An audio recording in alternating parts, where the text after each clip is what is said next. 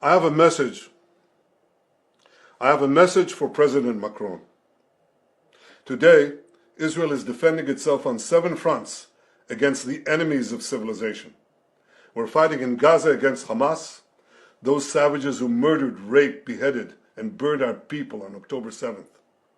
We're fighting in Lebanon against Hezbollah, the most heavily armed terror organization in the world, which was planning an even greater massacre than October 7th on our northern border, and that has rocketed Israeli towns and cities for nearly a year.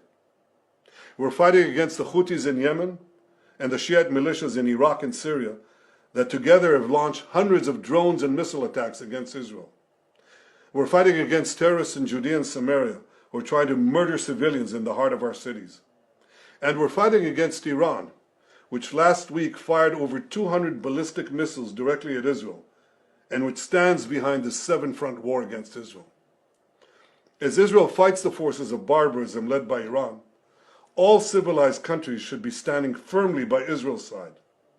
Yet President Macron and some other Western leaders are now calling for an arms embargo against Israel. Shame on them. Is Iran imposing an arms embargo on Hezbollah, on the Houthis, on Hamas, and on its other proxies? Of course not. The axis of terror stands together.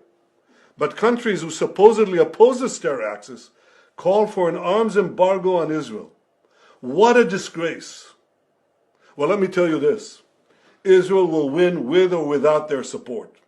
But their shame will continue long after the war is won.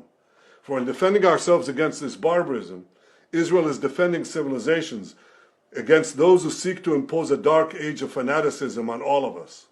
Rest assured, Israel will fight until the battle is won, for our sake and for the sake of the peace and security of the entire world.